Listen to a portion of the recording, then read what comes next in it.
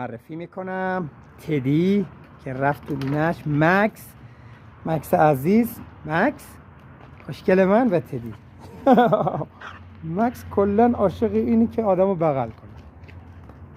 مکس پدر تدی و بنی هم مادر تدی. بنی،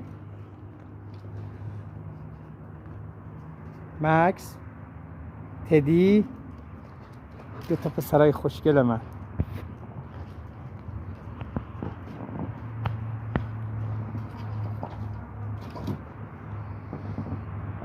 نژاد ژرمن شپر، سگ‌های نگهبان، بهترین نژاد برای نگهبانی.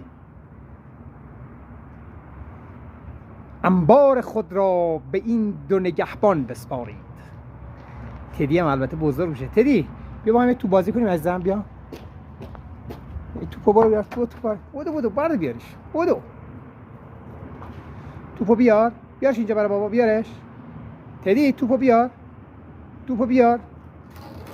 مکس.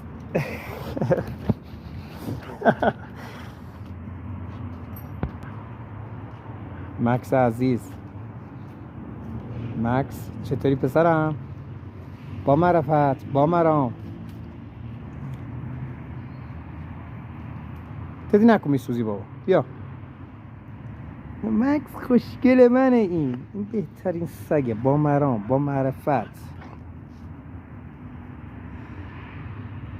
تدی.